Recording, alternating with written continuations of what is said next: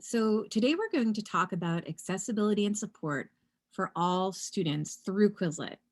And so here we're really going to talk about how to meet the needs of students. So we'll review how to differentiate instruction, how to insert audio into study sets, and how to collect feedback.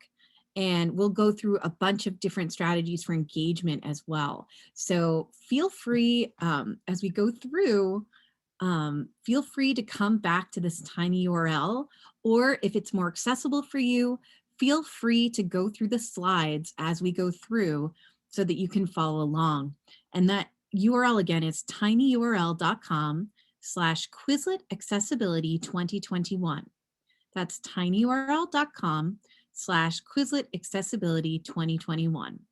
Now, a little bit about me. My name is Maureen Lamb. I'm a Latin and Ancient Greek teacher. I'm a language department chair, and I'm the academic technology coordinator at the Kingswood Oxford School in West Hartford, Connecticut. Now, for all of the items that are in this slide deck, all of these link to the next section. So this is our agenda for today. We're going to go over differentiation, alternative text, accessibility features, rich text, and review at own pace options. Again, if you're coming back to this slide deck and you want to click on a section to view it again, just click like that. All of these sections are similar. So for example, for differentiation, which we'll be doing first, we'll be talking about assigning sets to class, setting up folders, no stress homework check with diagrams, tracking progress, options for review, review as feedback, picture icons to show question and item type. So those are all different things we're going to be reviewing here. And again, all of these are linked. So if you come back to this slide deck, you can link to the next questions. So how do you assign a set to a class? We're going to go through this. We're going to go through it pretty quickly because I think that a lot of people have done this already, but please feel free to come back and look at this as well.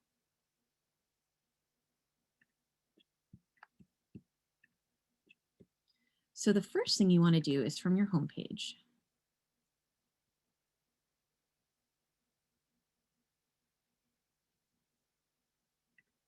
You're going to create a class. So let's say I am a Latin teacher, so I'm going to create AP Latin. You can enter a description if you want. And you can choose whether to toggle on or off, allow class members to add and remove sets, or allow class members to invite new members. And oh, look, there's my school. Exciting. And you can look for your school if it's not already linked. Now you can add a study set. You can also invite students to join by putting in this invite link. So what I like to do is I like to copy this invite link and post it in the stream on Google Classroom. You can do this for Canvas or Schoology or whatever LMS you're using as well. And now you can browse your study sets to take a look at what you want to add. So I'm going to be looking for Aeneid study sets because that is what I am teaching. And oh, look, I found my own study sets. And so what I can do here is I can share it on Classroom, or I can add it to class. So I am actually going to share it to AP Latin. Oh, it's not letting me for some reason. Oh, that's not good. Of course, when I'm trying to do it, it's not letting me. Well, right now we are going to create a new folder and add it to AP Latin, the folder, because that's the way you can really organize in classes, is by using folders and sharing folders with students. I use Quizlets just about every day with my students. And so I find it's really, really helpful for me to be able to share folders with students. And I usually do it by unit. So I'll have a series of Quizlets by unit. And what I really like about to do with Quizlets is I will create a Quizlet set for whatever we're going over. Then I will export that Quizlet set to Bluekit or Gimkit or Quizzes or something like that so that students can play a lot of different games with it. We usually start out class with a Quizlet Live, either group or individual. And if you want to see the recording from my last section, I talked a little bit more about how I do Quizlet Live.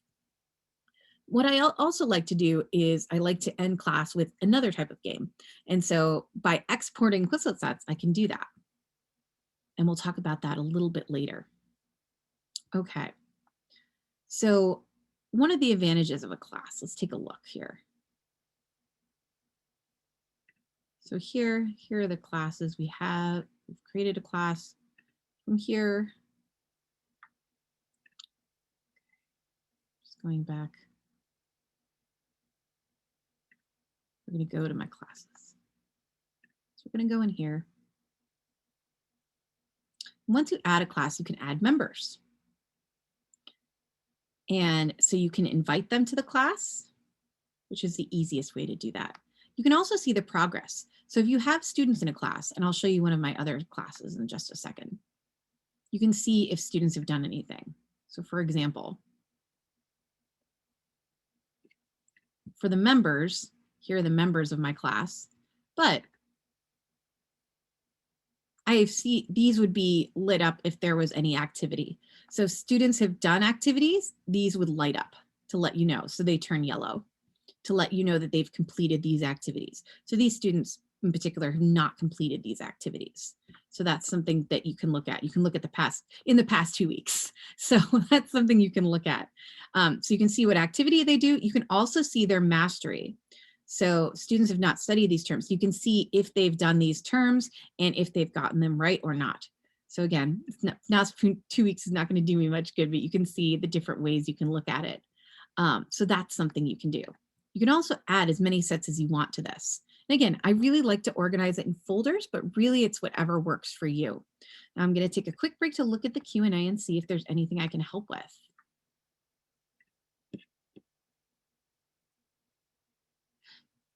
Quizlet Live. We'll be getting to that in a minute. Someone asked how to do Quizlet Live. We will be getting to that towards the end. Good question. So now we know how to assign sets to a class. We know how to set up a folder by creating a folder, the lovely plus sign. And now we're going to go over how to do the no stress homework check. So let's go to that. Okay, so for a no stress homework check, what I like to do is, because I'm a Latin teacher, a lot of the homeworks are reading or understanding what's going on in context. And so I want to show you something I might do. So these are 2 types of no stress homework checks. So for example, I had students read this text and then they had to figure out what the different verb tenses were in context. So they read it and then they figured that out. And now when they came into class the next day, this was what we did first. We played Quizlet Live. And so using this diagram, which was basically the paragraph they read for homework, I went through and I gave all of the answers. I gave the how to translate it and also what the tense is for each of these. And so students could go back and check that as we were playing Quizlet Live with this. And I'll show you what that would look like. So if I were to play Quizlet Live with this, I were to play with individuals, you can either have the definition and term, the term and definition, so you can switch back and forth if that's helpful to you. You could also have the term and the location, or the definition and the location. So all of those are available, which is pretty cool. So it's another cool way to use diagrams. I see a couple of questions in the Q&A there. Let me just take it. I am not sure about checking student progress and mastery, whether or not it's free. Perhaps one of the other people on this can help out with that. I've seen a couple of those questions. And that's a really good question. Someone asked if classes can be archived, and I delete them, so I don't know. I'm not sure if that is something that could be helpful. And a very interesting question. What counts as mastery of a card? So mastery of a card would be if a student gets it right. That's a really good question. Someone else asked, can we do folders in folders? Not to my knowledge, but if we could, that'd be really cool. And Nuala has asked, you said that the text in the diagram is a screenshot. Can it be read by a screen reader? I do not believe so. That's a really good question, though. Excellent. Other questions that have been asked, I'm not sure about, but please feel free to reach out to me and I will try to help as best possible. And the homework check is not graded for me. No, I don't grade homework. That's an interesting question. I'm reading Grading for Equity right now, and I'm working on revising my whole grading system right now. So it's an interesting question to be asking right at this moment because I'm rethinking everything. So again, we talked a little bit about tracking progress. You can see students' activity. Again, last 2 weeks, they haven't been very active, but you can also see whether they've mastered a term. And again, you can see these will light up if a student has completed that. There are many different options for review. That's one of the things I really like about using Quizlet, because I find that I have some students who really like to review things on their own and at their own pace. And there are other students who really enjoy competition and really want to kind of see who's doing the best. And so I love that there are so many different options for review here, and that I find that that's really helpful. So match isn't technically something that my students do together, but they really like to look at the leaderboard. So that's why I put that on there as something that's kind of a group activity, and you can do Quizlet Live as a group as well. But we can go through the different options as well. So let me, whoops, I didn't mean to go there. Let me stop share so we can go through the different options. Okay, so when you have a Quizlet set, we already saw what live was. And you start a live by pressing live. Live will appear in the upper left-hand corner. You can choose whether it's random teams or individuals. And you can choose what you want to be doing there. Or you can turn it off. And then how to start a Quizlet Live would be to go to www.quizlet/live, .live, and then enter in that code. So someone had asked that, and I wanted to go over that. But there are a lot of other things you could do. So for example, if you want to do learn, you choose the matching term. So here I am a Latin teacher, so I'm looking at Narawit, and I will choose the matching term, he told. And again, for learn, you can choose different options. So you can study all of them, or you can study, if you've starred different ones in the set, let's say there are some that you are less confident about, or that a student is less confident about, they can star those and just review those. You can also do typo help. You can also choose how you want to be answering, with the term, with the definition, or with the location. All of those are different options. You can also choose the question type. Is it a multiple choice answer? Is it a written question, or is it flashcards? And the audio can be on or off. Less helpful for Latin because there is no audio option for Latin, but for other languages, the audio can be on. So that's something to keep in mind. So that's what learn looks like. Flashcards is another way you can do it. My students really love doing the flashcards one. I see them doing this on their phone all the time. So when they play the flashcards, go through. And this is not a really great one for this because it would be easier with if they could see the diagram for this particular one. But something you... Imperfect tense. And so it'll say the English, but if you do the Latin, it won't.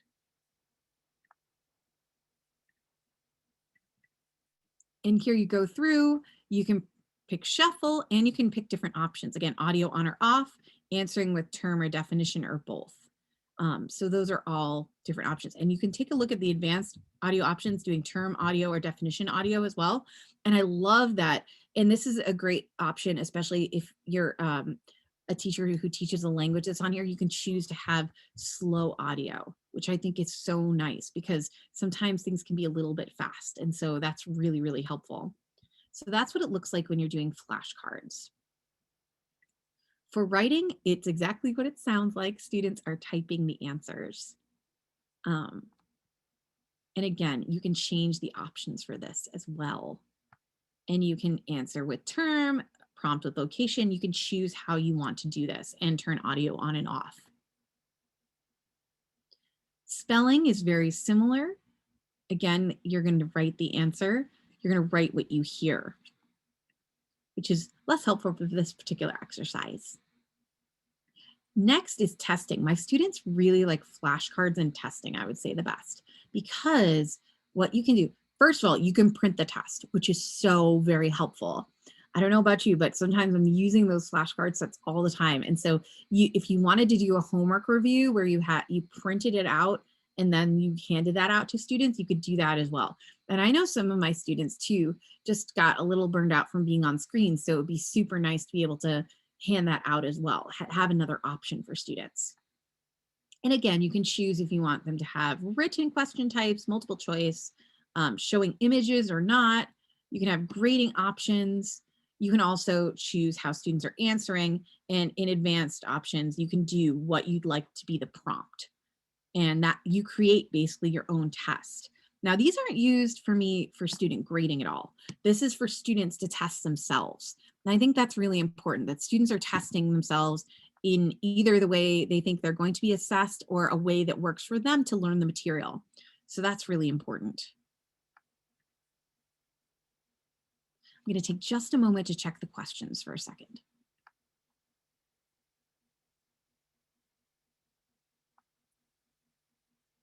Oh, here is a question. What does it mean by location? Location is the place where it occurs in the diagram. That is excellent. That's really helpful. Just looking and seeing. Oh, Toshiko, that's a really interesting question. So when you have a set in class, can you control all the study games with those setting options for students to study? So students can set these options individually, or something I like to do is I like to set the options when I'm embedding these into Go Formative so that students are using the exact one that I would like them to use. But when students are studying on their own, I encourage them to use whichever works best for them. Good questions. I know there are more questions in the chat and I will get to them in a bit. Matching. So matching is a very fun one for students. Again, this is the one with the leaderboard that they enjoy. So here is matching, going through, and oh, I got the wrong one, and it does that when I get the wrong one. It does a little shake thing. And so liberawit, he freed, sarwawit, he saved, sum is I am, and erat is he was. And it'll say how much time that got. And then I can play, I'm first place on the leaderboard, woohoo, and it took 26.5 seconds. Something I like to do to make it a little fun sometimes for students is I say, you know what, I'm gonna play, and then you could try to beat my score. And so it just makes it kind of fun for them. All right. And last, gravity. Oh, it's not gonna want me to do. All right, so a little gravity. And so here you can see you're trying to do it before the asteroid falls. So it's just kind of fun. All right, so let me share screen. Awesome, we went over the options for review. And I also like to review it as feedback. So I can do an app smash with Pear Deck where I'm using Pear Deck and I put on the Pear Deck with the question, I also put a link to the Quizlet so that if students get an answer wrong on the Pear Deck and I let them know through the chat, then they can go review the Quizlet to go over it, which is kind of fun. Another thing I really like to do is adding alternative text. So when I'm adding a picture to something, I would use descriptive text. When I'm adding diagrams, I can also use descriptive text. And I can either do this as the definition and describe it using that, or I can also do it using the audio features. And so rather than doing something that's the definition, I might write, listen to this, and then record something that's describing either the location of that term in the diagram or the picture that's associated with it. And that's what adding sound is. I've also been using sound to support reading. I think that's really important for a lot of my students. Sometimes I'll put a long paragraph as the diagram or as part of the picture. And rather than having an English definition for that, I'll read it aloud so that the student can follow along using the sound. And we'll get to sound in 1 second. Again, adding sound to support reading as well. So let's take a quick look at that.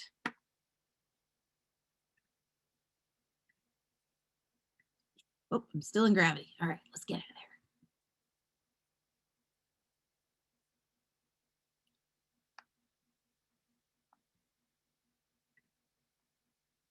So let's say, for example, I wanted students to see the context and hear the context of where something occurs. So he had asked perfect tense. So this is referring to rogawit here. So what I might do is for my sound support there, I would add a voice recording, and voice recordings are so easy because you just hold down the space bar. So for this particular one, I would say, Kinam quintus rogawit. Kinam quintus rogawit. Kinam quintus rogawit. Now He has asked. That's English, so it's less helpful, but I put in the Latin there. So now the Latin is in there so they can look at that, they can hear the Latin, and they can engage more of their senses at once. So that's pretty helpful. Okay, I know there's a lot of questions, and I'm going to also answer any questions you have. Yeah, so Maureen, what an incredible amount of information you have been sharing with us. I'm truly blown away. I had to definitely add quite a bit more to my own math sets for sure. You answered a ton of the questions from Q&A, and I've just been knocking them off as you've been answering them for sure. We only have a couple of minutes left, but I'm kind of just going through the Q&A to see if there's anything else in particular that relates directly to your presentation. While you're looking, I'm just going to quickly show some keyboard shortcuts, night mode. Again, I'm sharing this with everyone, so please feel free to ask questions or go through the set. Let me show you quickly how to do that.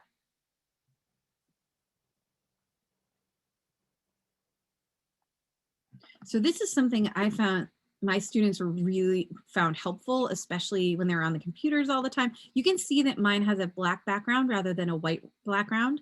And this is something that I find to be really helpful. And the way you do that is you can either toggle on night mode or in settings here. You can toggle on and off night mode or do system default. However it works. You can also change your language here if you're using a different language, which is exciting. So there's a lot of different ways you can do that. So I wanted to share that. The other thing I wanted to share just briefly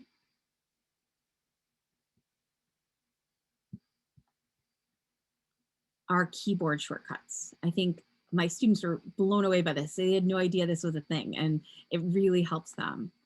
So let me show you where some of those are located. So for example,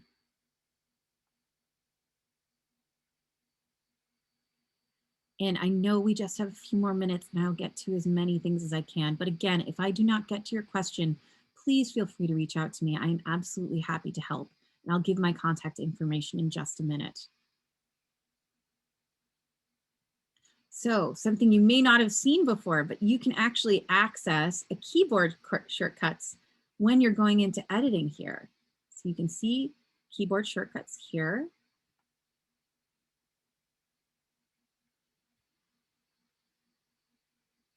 Which is exciting.